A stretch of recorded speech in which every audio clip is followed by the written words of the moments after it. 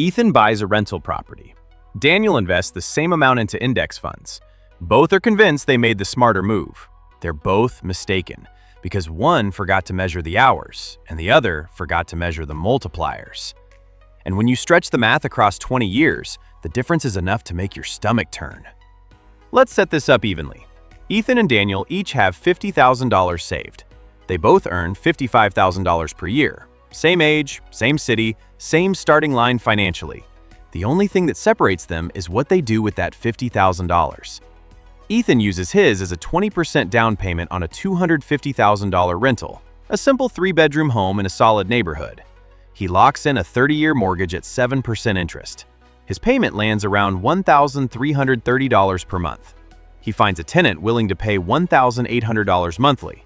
On paper, that's $470 in monthly cash flow before any other costs. Ethan feels brilliant.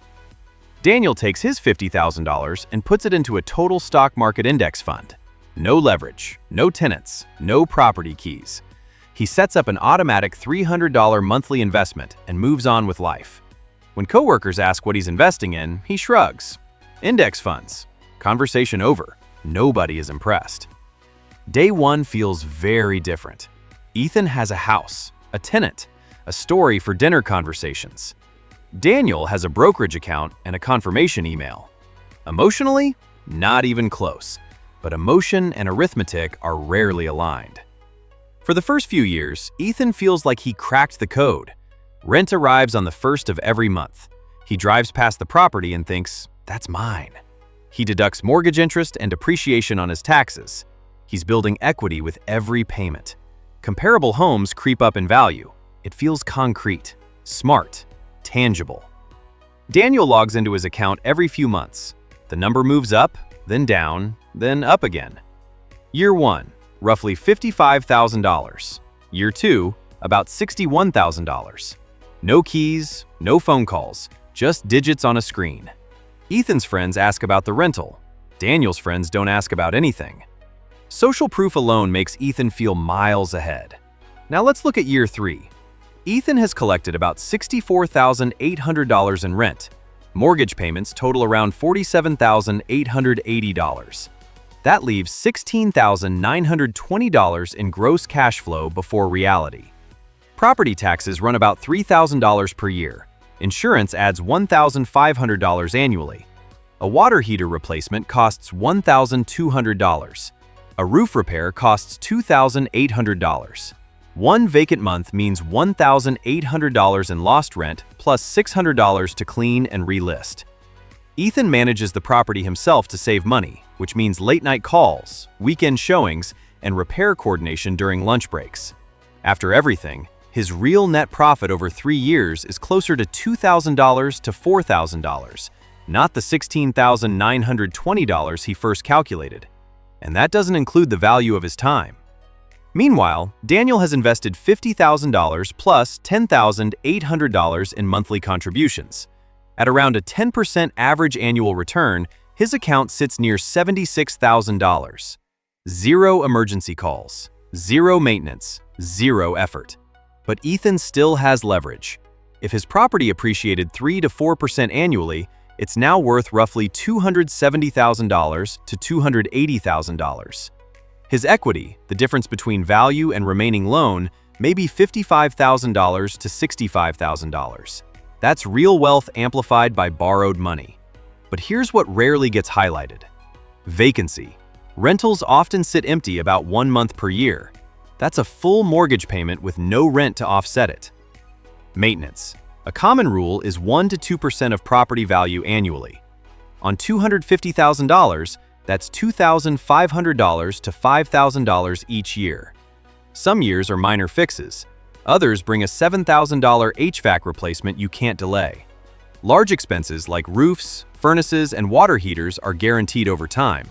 If you're not reserving money monthly, you're gambling. Management costs either time or 8 to 10% of rent if outsourced. And a bad tenant can wipe out a year of profits through missed payments and legal costs. None of that shows up in the flashy $470 per month number. By year 5, Ethan has replaced the roof for $8,500. handled plumbing issues for $1,400, and dealt with more tenant turnover. Rent increased to $1,950, but taxes and insurance rose too. His realistic cash-on-cash return settles around 3 to 5% after real expenses. Respectable, but not extraordinary. Daniel keeps doing nothing. By year 7, his portfolio grows to roughly $135,000 to $150,000 with continued $300 contributions. Compounding begins to accelerate. His gains now generate gains of their own. That's the quiet power of exponential growth. By year 10, Ethan's property might be worth $335,000 to $350,000. Remaining mortgage is about $166,000. Equity stands around $170,000 to $184,000. Daniel's portfolio is approximately $165,000 to $180,000.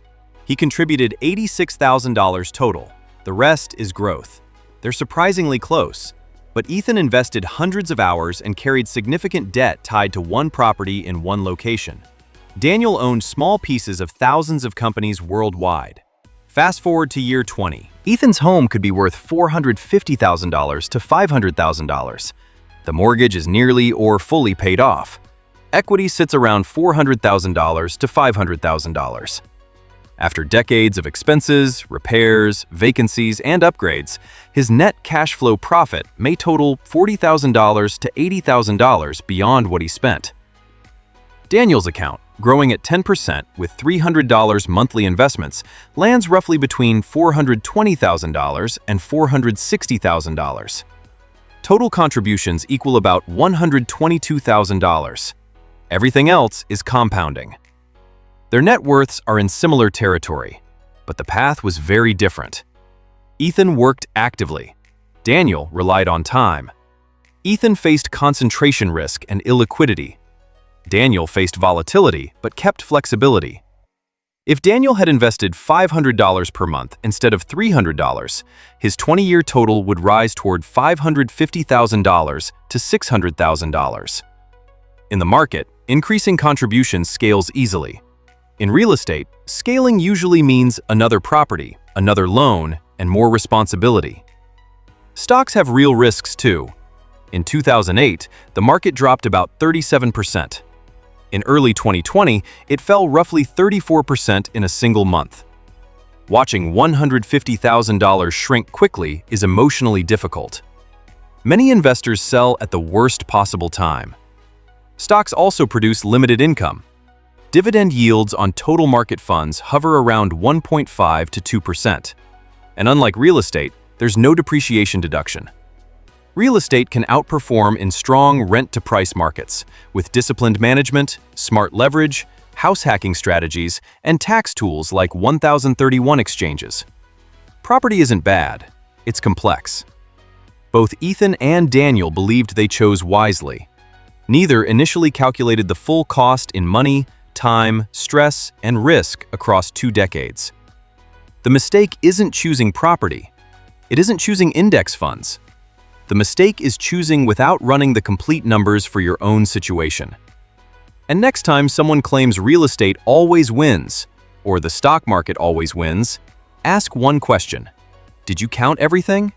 Because the only answer that matters is the one that includes all of it.